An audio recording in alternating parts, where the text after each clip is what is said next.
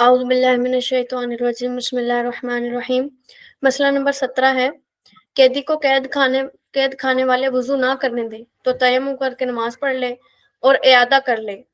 یعنی اگر پانی دوبارہ مل جائے تو دوبارہ نماز پڑھ لے۔ اگر وہ دشمن یا قید کھانے والے نماز بھی نہ پڑھنے دے تو اشارے سے پڑھے پھر اعادہ کر لے۔ یعنی کوئی قیدی جو ہے وہ قید میں ہے اور وہ قید کھانے والے جو ہے نا وہ اس کو وضو کرنے نہیں دے رہے، تو اسے چاہیے کہ وہ تیمم کر کے نماز پڑھ لے، پھر دوبارہ جب اسے موقع ملے تو وضو کر کے دوبارہ نماز پڑھ لے۔ لیکن اور اگر دشمن ایسا ہے یا پھر قید کھانے والے ایسے ہیں کہ اسے نماز بھی نہیں پڑھنے دیتے تو اسے چاہیے کہ وہ اشارے سے نماز پڑھے، پھر جب اسے موقع ملے جائے، رہائی ہو جائے یا دشمن سے نجات حاصل ہو جائے تو پھر دوبارہ نماز پڑھ لے۔ پھر یہ جو تیمم کرنا جائز تھا نا پانی کے ہوتے ہوئے، اب یہ اس کی 5ویں صورت ہے۔ جنگل میں ڈول رسی نہیں ہے کہ پانی بھرے تو تیمم جائز ہے، یعنی کوئی ایسے جنگل میں ہے بندہ، وہاں پہ کنواں تو موجود ہے، پانی موجود ہے، لیکن اس کے لیے کوئی رسی یا ڈول وغیرہ کا انتظام نہیں ہوا جس سے پانی جو ہے وہ نیچے سے نکالا جا سکے اوپر، تو بھی اس کے لیے تیمم کرنا جائز ہے۔ ٹھیک ہے، اسی طرح مسئلہ ٹھیک ہے نمبر 18 ہے، اگر ہمراہی کے پاس ڈول رسی ہے، وہ کہتا ہے کہ ٹھہر جا، میں پانی بھر کر فارغ ہو کر تجھے دوں گا، تو مستحب ہے کہ انتظار کرے، اور اگر انتظار نہ کیا اور تیمم کر کے نماز پڑھ لی تو ہو گئی۔ یعنی اس کے ساتھی کے پاس ڈول اور رسی ہے اور وہ یہ کہتا ہے کہ میں ابھی تم ٹھہر جاؤ، میں پانی نکال کے وضو کر کے پھر تمہیں دوں گا، تو اس کے لیے مستحب یہ ہے کہ وہ کیا کرے، انتظار کرے۔ اگر وہ انتظار نہیں کرتا، تیمم کر کے نماز پڑھ لیتا ہے تو اس کی نماز ہو جائے گی۔ مسئلہ نمبر 19 ہے، رسی چھوٹی ہے کہ پانی تک نہیں پہنچتی مگر اس کے پاس کوئی کپڑا، رومال یا امامہ وغیرہ، دوپٹہ وغیرہ ایسا ہے کہ اس کے جوڑنے سے پانی مل جائے گا تو بھی تیمم جائز نہیں ہے۔ صحیح ہے، یعنی اس کے پاس رسی تو ہے لیکن وہ چھوٹی ہے جو پانی تک نہیں پہنچتی نا، ڈول اگر ہم ڈول میں وہ رسی باندھ کے ڈول نیچے کریں گے تو رسی نہیں پہنچے گی، تو اسے چاہیے کہ اگر اس کے پاس ایسا کپڑا ہے، دوپٹہ وغیرہ یا امامہ وغیرہ، کہ جسے اگر وہ باندھ دے گا تو نیچے پانی پہنچ جائے گا، پانی تک ڈول پہنچ جائے گا، تو اسے چاہیے کہ وہ پانی وہ دوپٹہ وغیرہ باندھ کرنا پانی نکال لے۔ اگر ایسے تیمم کرے گا تو تیمم جائز نہیں ہوگا۔ صحیح ہے، پھر اب یہ 6ٹھی صورت آ گئی کس کی، تیمم کے جائز ہونے کی صورت۔ پیاس کا خوف، یعنی اس کے پاس پانی تو ہے مگر وضو یا غسل کر کے صرف میں لائے تو خود یا دوسرا مسلمان اپنا یا اس کا جانور ہے، اگرچہ وہ کتا جس کا پالنا جائز ہے، وہ پیاسا رہ جائے گا، اور اپنی یا ان میں سے کسی کی پیاس خواہ فی الحال موجود ہو یا آئندہ اس کا صحیح اندیشہ ہو کہ وہ راہ ایسی ہے کہ دور تک پانی کا پتہ نہیں تو تیمم جائز ہے۔ یعنی اب یہ پیاس کی صورت آ گئی کہ اگر اس کو خود کو پیاس لگی یا اس کا جو ساتھ والا ساتھی ہے اس کو پیاس لگی، یا کوئی ایسا جو ہے نا جانور ہے کتا وغیرہ جس کو پالنا جائز ہے نا، ایسا جانور جس کو پالنا جائز ہے اس کو پیاس لگی، صحیح ہے، یا پھر ابھی تو فی الحال تو نہیں لگی لیکن دور جانے سے لگ جائے گی، اس کو صحیح اندیشہ ہے کہ اگر میں دور تک جاؤں گا تو مجھے پیاس لگ جائے گی، تو اسے چاہیے کہ وہ پانی بچا کر رکھے اور تیمم کر کے نماز پڑھ لے۔ یعنی یہ پیاس کی صورت آ گئی، اب چاہے اس کے ساتھ جو بھی ہوگا نا، چاہے اسے جی خود جی کو لگی ہو، چاہے اس کے ساتھی کو لگی ہو یا کسی جانور کو لگی ہو، اور اگرچہ فی الحال نہ لگی ہو لیکن آئندہ یہ گمان ہو کہ اگر ہم آئندہ تک جائیں گے تو ہمیں پیاس لگ جائے گی، تو اس کے لیے چاہیے کہ وہ پانی بچا کر رکھے اور تیمم کر کے نماز پڑھ لے، یہ اس کے لیے جائز ہے۔ اور مسئلہ نمبر 20 ہے، پانی موجود ہے مگر آٹا گوندنے کی ضرورت ہے، جب بھی تیمم جائز ہے، شوربے کی ضرورت کے لیے جائز نہیں ہے۔ یعنی پانی موجود ہے لیکن جنگل وغیرہ میں ہے اور اسے آٹا گوندنا ہے، ٹھیک ہے، تو آٹا گوندنے جتنا ہی وہ پانی ہے تو پھر اسے چاہیے کہ وہ تیمم کر لے، اس کے لیے جائز ہے۔ لیکن اگر شوربہ بنانے کے لیے پانی یوز ہو رہا ہے نا، پانی کی ضرورت پڑ رہی ہے، تو اس صورت میں تیمم جائز نہیں ہے۔ آٹا گوندنے کے لیے تو تیمم کرنا جائز ہے اگر پانی اتنا ہی ہے تو، ٹھیک ہے،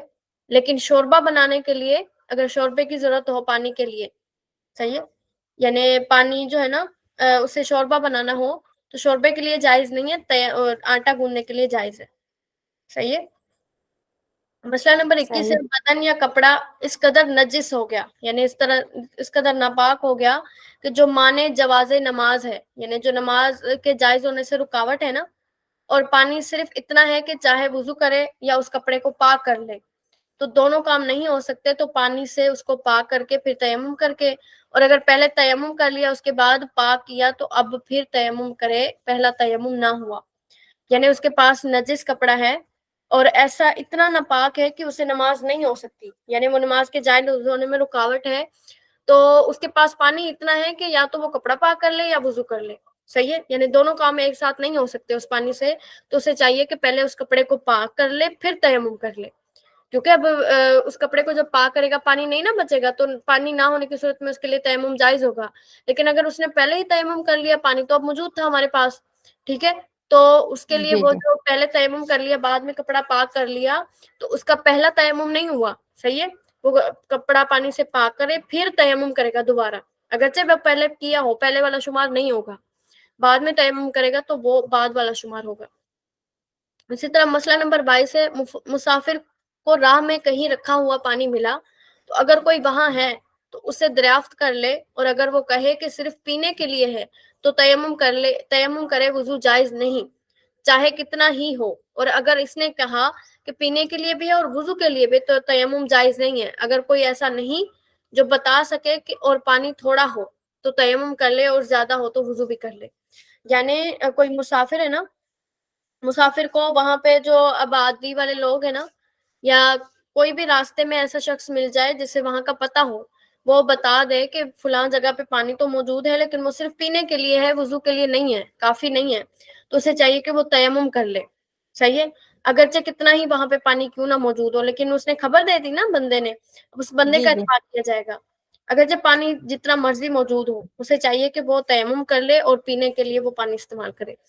اور اگر اس نے یہ کہہ دیا کہ وہاں پینے کے لیے بھی ہے اور وضو کے لیے بھی ہے تو اس صورت میں اس کے لیے تیمم جائز نہیں ہے، صحیح ہے، لیکن اگر کوئی بتانے والا نہیں ہے کہ پانی تھوڑا ہے یا زیادہ ہے تو پھر اسے چاہیے کہ وہ تیمم کر لے، اگر زیادہ ہے تو وضو کر لے۔ پھر اسی طرح تیمم جائز ہونے کی 7ویں صورت کیا ہے؟ پانی گراں ہونا، یعنی وہاں کے حساب سے جو قیمت ہونی چاہیے اس سے 2 چند مانگتا ہے تو تیمم جائز ہے، اگر قیمت میں اتنا فرق نہیں تو تیمم جائز نہیں۔ اب یہاں پہ پانی جو وہ بکنے والا معاملہ ہے نا، وہ ہے یہاں پہ جی پانی جی گرا ہونا، یعنی کہ پانی کی جو قیمت ہے وہ دگنی ہونا،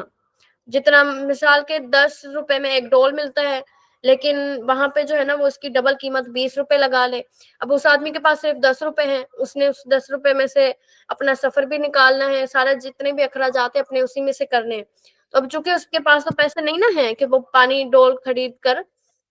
خرید کر وہ وضو کر لے، تو اسے چاہیے کہ وہ تیمم کر لے، اس کے لیے جائز ہے، اگر قیمت میں اتنا زیادہ فرق نہ ہو، مثال کے طور پر اس کے پاس 10 روپے ہیں اور 7 روپے کا پانی مل رہا ہے تو اسے چاہیے کہ وہ اسی 7 روپے کا پانی لے کر تیمم کر لے، اور باقی جو 3 روپے ہیں وہ اپنے اخراجات کے لیے رکھ لے۔ اسی طرح مسئلہ نمبر 23 ہے، پانی مول لیتا ہے، مول ملتا ہے اور اس کے پاس حاجت ضروریہ سے زیادہ دوام نہیں تو بھی تیمم جائز ہے۔ اب یہاں پہ مسئلہ ہے کہ پانی مول یعنی پانی بکتا ہے، قیمت سے ملتا ہے پانی، اور اس کے پاس جو ہے وہ اپنی ضرورت کے مطابق اس کے علاوہ کوئی زائد رقم نہیں ہے، صحیح ہے، تو پھر اس کے لیے بھی تیمم جائز ہے۔ پھر 8ویں صورت ہے تیمم جائز ہونے کی، یہ گمان کہ پانی تلاش کرنے میں قافلہ نظروں سے غائب ہو جائے گا یا ریل چھوٹ جائے گی، صحیح ہے، پہلے لوگ قافلوں کے صحیح ساتھ سفر کیا کرتے تھے نا، اب تو ٹرینوں وغیرہ کا زمانہ آ گیا ہے، اسے یہ خوف ہو کہ اگر میں پانی تلاش کرنے نکل گیا تو میرا قافلہ مجھ سے بچھڑ جائے گا، یعنی میں قافلے سے بچھڑ جاؤں گا اور بعد میں میرے لیے گھر جانا ممکن نہیں ہوگا، صحیح ہے، تو اس صورت میں بھی اس کے لیے تیمم جائز ہے، یا پھر یہ ہوا کہ اگر میں یہاں سے پانی تلاش کرنے گیا تو میری ٹرین چھوٹ جائے گی تو پھر اس صورت میں بھی تیمم کر کے نماز پڑھ لے۔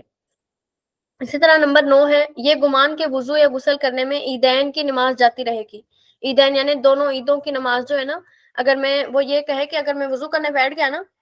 تو میں کیا کروں گا، میں وضو کرنے بیٹھ گیا تو میری جو عید کی نماز ہے وہ قضا ہو جائے گی، تو پھر اسے چاہیے،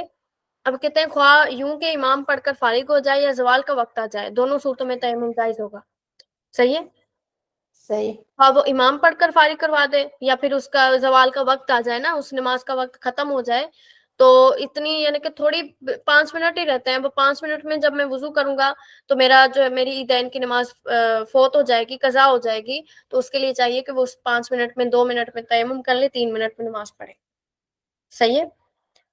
صحیح. اسی طرح مسئلہ نمبر 24 ہے، وضو کر کے عیدین کی نماز پڑھ رہا تھا اثناء نماز میں، یعنی نماز کے درمیان میں وہ بے وضو ہو گیا،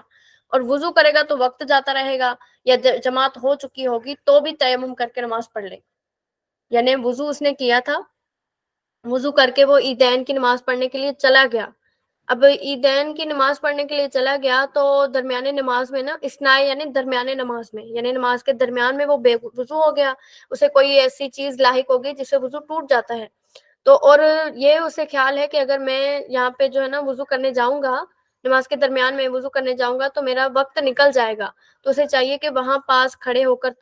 تیمم کر کے نماز کے اندر ہی، صحیح ہے، تیمم کر لے اور نماز پڑھ لے اپنی پوری. ٹھیک ہے نا. ٹھیک ہے. اسی طرح مسئلہ نمبر 25 ہے، گہن کی نماز کے لیے، یہ جو سورج اور چاند گہن لگتی ہیں نا، اس کی نماز کے لیے بھی تیمم جائز ہے جبکہ وضو کرنے میں گہن کھل جانے یا جماعت ہو جانے کا اندیشہ ہو. جیسے سورج گرہن چاند گرہن ہوتے ہیں نا،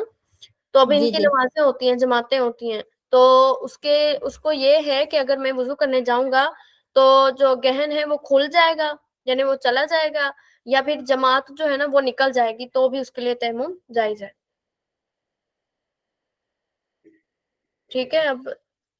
اتنا ہی کافی سبق آپ کا. جی. اب یہ پڑھ لیتے ہیں، حاشیہ پڑھ لیتے ہیں. کہتے ہیں ٹھیک مجدد ہے. اعظم اعلیٰ حضرت امام احمد رضا خان علیہ رحمہ فرماتے ہیں، پانی نہ ہونے کی حالت میں بے وضو نے مسجد میں ذکر کے لیے بیٹھنے کی بلکہ مسجد میں سونے کے لیے یا پانی ہوتے ہوئے سجدہ تلاوت یا شکر یا مس مصحف یا باوجود وسعت وقت نماز پنج گانا یا جمعہ یا جنب نے تلاوت قرآن پاک کے لیے تیمم کیا تو لغو باطل اور ناجائز ہوگا. یعنی ان چیزوں کے لیے نا مسجد میں جیسے سونا ہوتا ہے، مسجد میں ذکر کے لیے بیٹھنا ہوتا ہے، مسجد میں عبادت کے لیے ہوتا ہے، مسجد میں سجدہ تلاوت یا سجدہ شکر ہوتا ہے، مسجد میں قرآن پاک کو چھونے کے لیے ہوتا ہے. ٹھیک ہے. اب ان تمام چیزوں میں نا اس کے لیے کیا ہے، تیمم ناجائز اور لغو ہے، یعنی اس کے لیے جائز نہیں کہ وہ تیمم کر لے. ان میں سے کوئی بے بدل فوت نہ ہوتا تھا. یوں ہی ہماری تحقیق پر تہجد یا چاشت گرہن یا چاند گہن، یعنی چاشت یا چاند گہن کی نماز کے لیے اگرچہ ان کا وقت جاتا ہو کہ نفل ہے، سنت موقدہ نہیں، تو باوجود آب یعنی پانی کی موجودگی میں زیارت قبور یا عیادت مریض یا سونے کے لیے تیمم درجہ اولا لغو ہے. یعنی اب یہ ساری چیزیں جو ہے نا، اس میں یہ ہے کہ اب سجدہ تلاوت کبھی بھی کیا جا سکتا ہے، اس کا کوئی وقت مقرر نہیں نا ہے. اسی طرح قرآن جی پاک جی. کو بھی کبھی بھی چھوا جا سکتا ہے، نماز بھی کبھی بھی پڑھی جا سکتی ہے. ٹھیک ہے. اور اسی طرح یہ جو ہے نا چاشت کی نماز ہو گئی، چاند گہن ہو گئی، یہ ساری جو ہے نا اس کے لیے تیمم جائز نہیں ہے. ٹھیک ہے. ٹھیک ہے. آگے یہ جو ہم نے کیا تھا نا، یہ مفعول بہ اور مفعول مطلق بہ اور مفعول، یہ جو سارے پڑھے تھے نا مفعول، اس جی کی جی. جو ہے نا آپ نے یہ میں نے کل آپ سے سننے ہیں، یہاں پہ 5 مفعول ہیں، یہ آپ نے ٹھیک ہے. سننے ہیں. ٹھیک ہے. مجھے تھوڑا سا کام آ گیا ہے. ٹھیک ہے. اسی طرح یہ جو یکتبو والی گردان ہے نا، یجتانبو جو 2 گردانیں رہتی تھی، اس کی 2 کرنی ہے. ٹھیک ہے. یعنی 4 ٹھیک ہے. گردانیں آپ نے کرنی ہے، اور انشاءاللہ عربیہ کی بھی آگے والا سبق کرنا ہے. ٹھیک ہے. ٹھیک ہے. ٹھیک ہے. اللہ حافظ. اللہ حافظ.